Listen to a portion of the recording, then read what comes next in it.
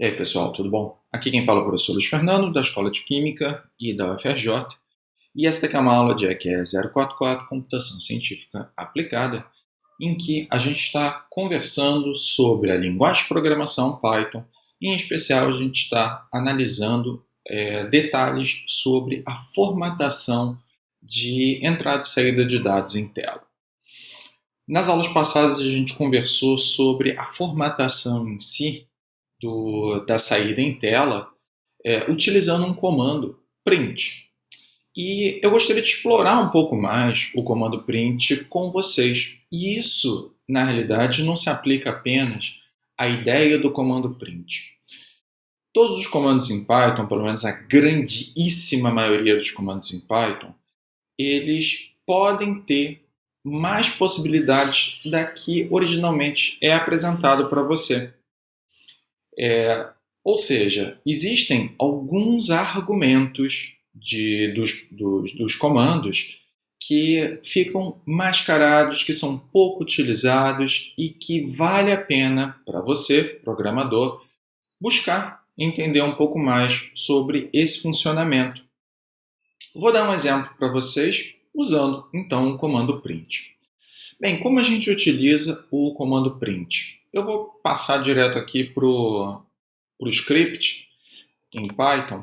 Olha só, desculpa, eu esqueci de falar para vocês.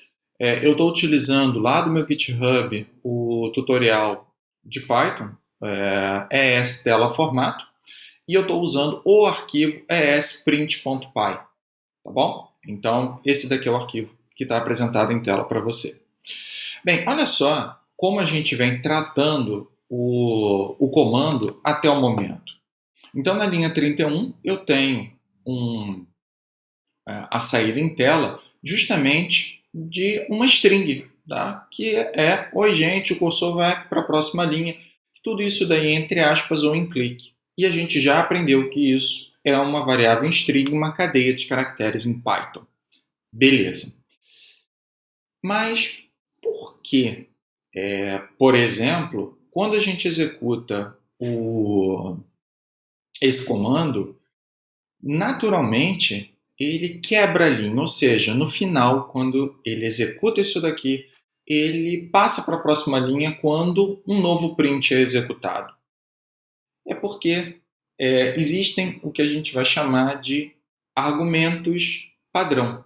Os argumentos que naturalmente um determinado comando já insere se você não especificar nada.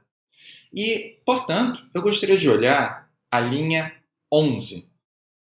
A linha 11 eu peguei da documentação do próprio Python.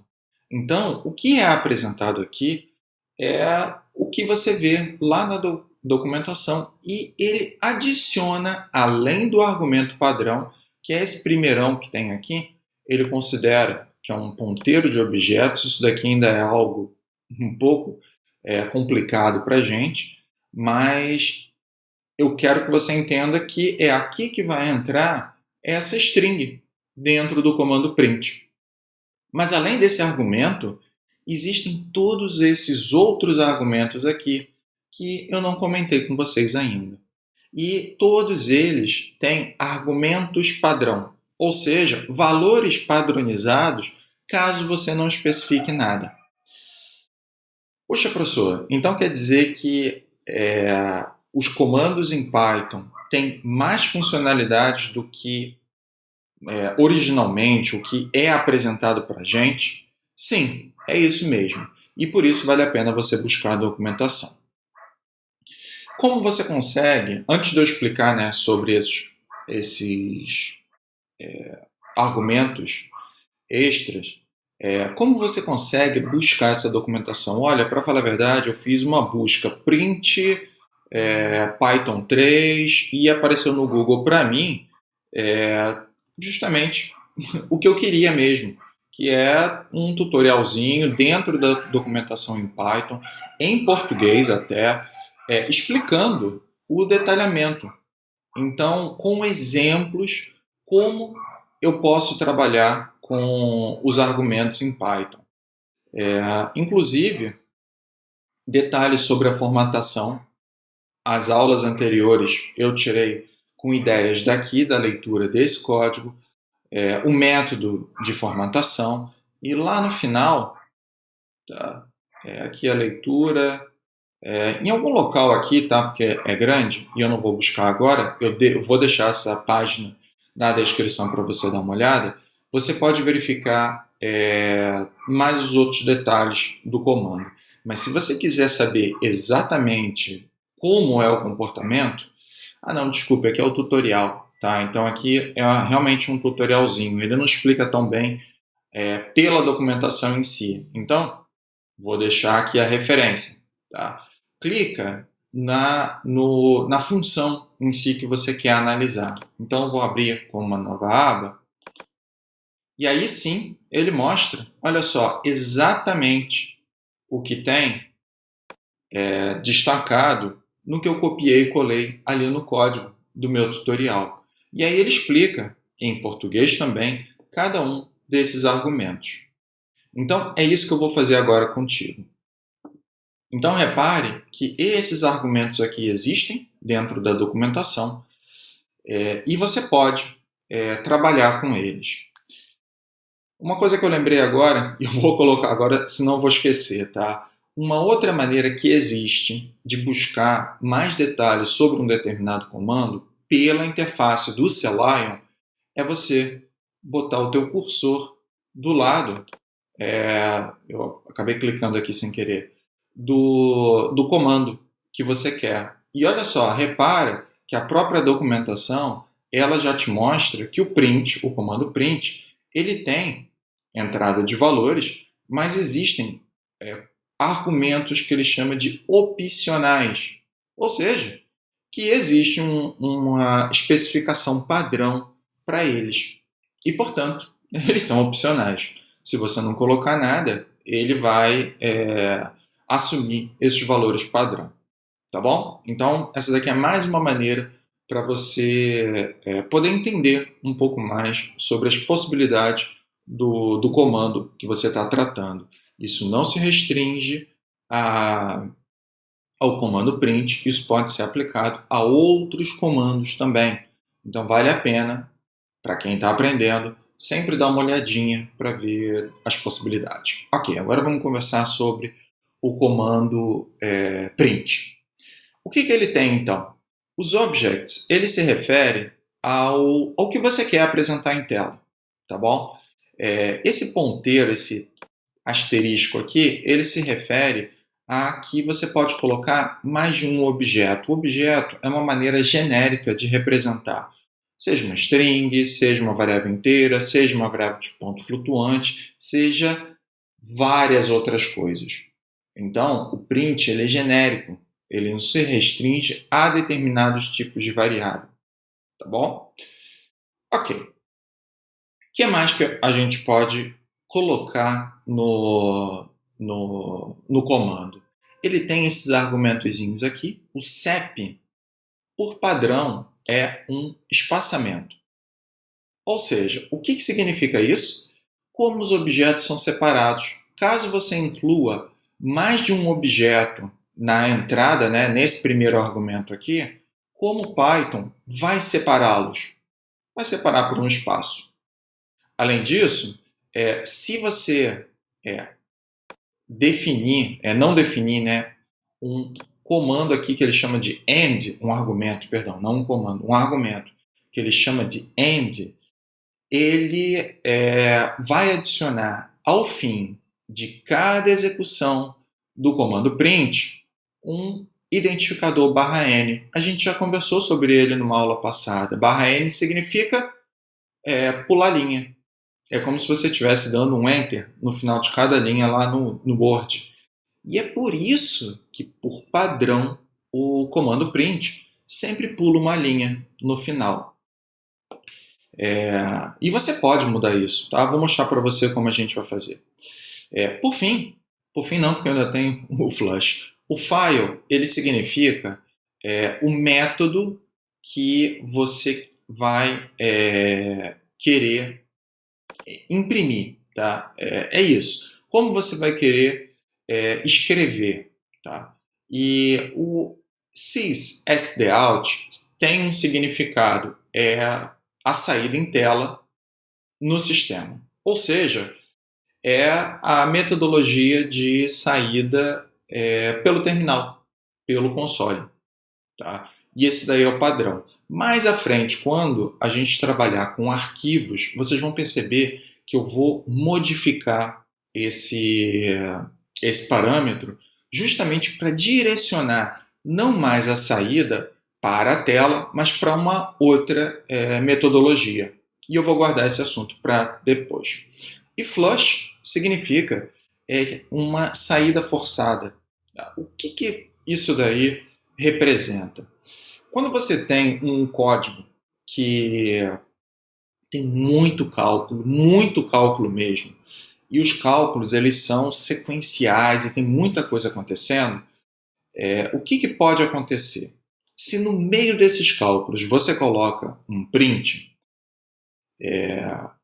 o print a gente chama que ele não tem uma saída imediata. Muitas vezes o Python ele pode priorizar os cálculos ao invés de priorizar a saída em tela. Então, a saída em tela ela fica retida e quando os cálculos eles efetivamente acabam, aí a saída em tela acontece. Tá? Então, isso daí é interessante, tá? Porque você está priorizando um cálculo científico, está priorizando os cálculos do teu programa, mas pode ser que você não quer atrasar a saída em tela. Talvez você queira, naquele momento que o print for executado, eu quero que saia, que isso daí seja priorizado. E aí você muda a maneira como o flush acontece. O valor padrão dele é falso. E, portanto, ele tem o que a gente chama de saída atrasada. Tá? Impressão atrasada em tela, nesse caso. E então você pode mudar, né? Você pode usar true caso você queira a saída imediata. Beleza? Então, note que esses argumentos eles são possíveis dentro do comando. Vamos explorar esses argumentos dentro do código, aqui embaixo. Então, olha só. Eu vou pegar e vou executar o script só para a gente ver as saídas em tela e as modificações que vão acontecendo com esses argumentos. Então, eu vou clicar aqui, pegou e executou. Deixa eu dar uma olhadinha aqui. Olha só, o primeiro comando, ele me dá, oi gente, cursor, vai para a próxima linha. De fato, ele está usando o argumento end padrão, que é pular linha /n. Mas e se eu mudar aqui, olha? Então, na linha 34, eu tenho um comando print que modifica o argumento end, colocando agora somente um espaçamento. Então, quando eu executo essa linha, aqui não pula a linha, ponto, ele dá um espaçamento. E depois ele continua na linha seguinte.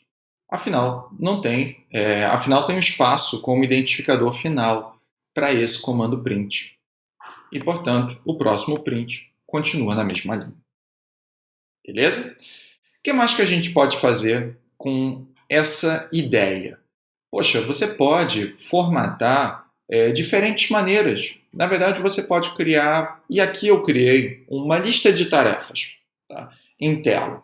Então, imagine esse bloco aqui. Tá? Esse bloco de comandos print, eu tenho lista de compras, e eu agora estou colocando um identificador final que na primeira linha aqui eu tenho /n, pulou linha, seguido de um espaço, asterisco, espaço. Na próxima linha, eu estou escrevendo cerveja. Só coisas essenciais que devem ser compradas que eu coloquei aqui, tá bom? Então, cerveja. Depois, eu vou repetir o identificador final de linha. /n, espaço, asterisco, espaço. Depois, vodka. Lembrando que são só itens essenciais. Mesmo identificador. Whisky, item essencial de compra. /n, asterisco. E no final, eu coloco um engov, porque se esses daqui são os itens essenciais, é porque você vai precisar de um engov também.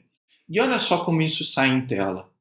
Eu tenho lista de compras. Ao final desse cara eu vou ter um /N. Na linha seguinte eu vou ter o asterisco, espaço. E isso vai se repetir item a item. No último item, quando você vai querer comprar o teu engove, eu não coloquei nenhum identificador final e, portanto, ele vai usar o padrão, que é pula-linha. E é por isso que na próxima linha eu só tenho pula-linha, não tenho identificador. O que mais que tem aqui? Eu posso mudar também a maneira de separar os itens. Olha que interessante. Eu tenho, então, separado por vírgula, e é assim que o que a gente chama de objetos são separados no Python. Tá? Então, eu tenho oi, espaço, depois eu tenho gente. Repare que essa string aqui não tem espaçamento nenhum. E depois o ponto de exclamação também sem espaço nenhum. Olha como isso sai em tela. É essa linha aqui, o comando. Repara que eu tenho 2 espaçamentos aqui. Olha o meu mouse, 2 espaçamentos. Por quê? Bem, naturalmente Python tem um espaçamento já. E ele vai colocar, uma vez que você está fazendo a separação dos objetos.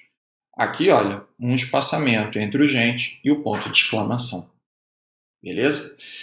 Como eu consigo corrigir esse tipo de comportamento?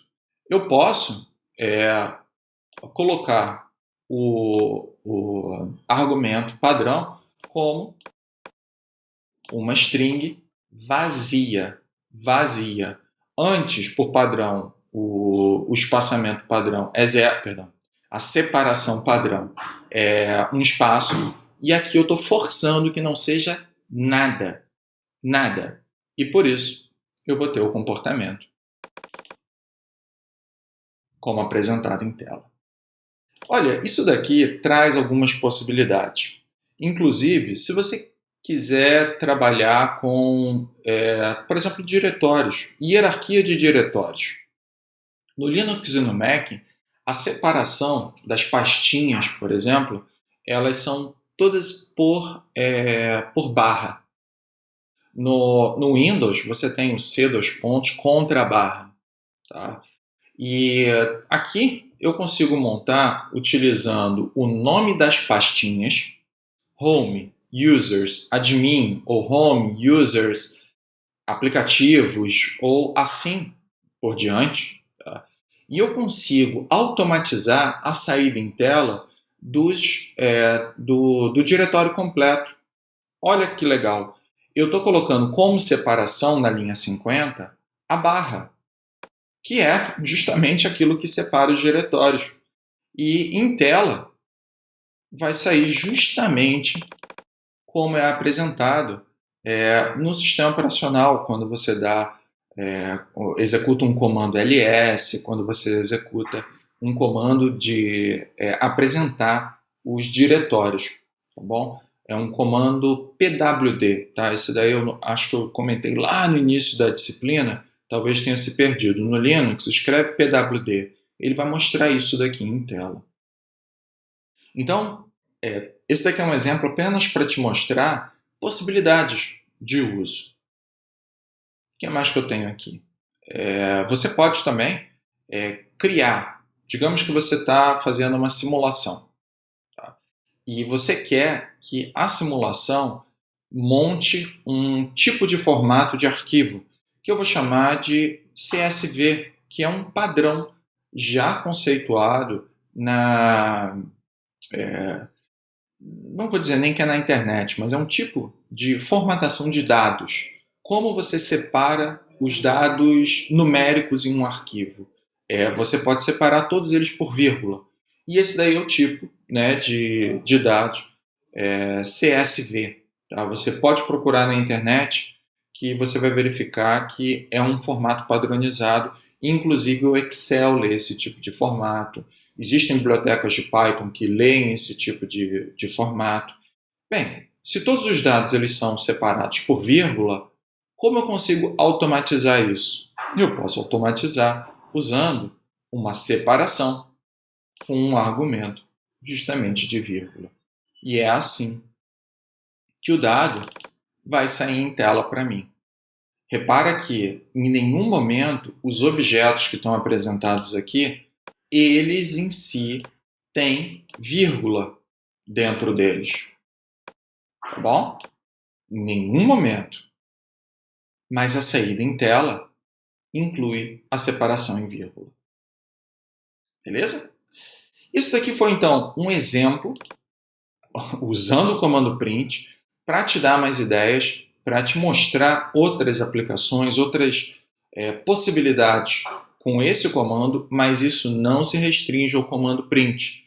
Pô, você está aprendendo um determinado comando, está aprendendo novas funcionalidades, cara, coloca aqui o mouse em cima do comando, né, ou clica aqui, né, e espera que o celular vai te mostrar os detalhes, busca na internet para você ver os comandos opcionais também, os argumentos opcionais, melhor dizendo, que são possíveis, para que você tenha ideia das possibilidades completas do comando que você está trabalhando no momento. Show? Isso daqui então encerra o que eu queria conversar com vocês sobre a entrada e saída de dados em tela, a formatação dos dados e a ideia sobre outras possibilidades com o comando print. Vocês podem perceber que nesses tutoriais aqui eu pulei 2 arquivozinhos e isso vai acontecer a partir de agora. Esses aí são arquivos exemplos, são arquivos que eu não vou incluir formalmente dentro do curso, mas eu recomendo que você dê uma olhada, bate o olho, você vai verificar que eu uso determinados conceitos que são apresentados dentro desse tópico, de um determinado tópico do tutorial. Isso vai acontecer cada vez mais dentro desse curso. Show? Beleza? Então, eu finalizo a aula, espero que tenha gostado e a gente se vê na próxima. Valeu e até mais.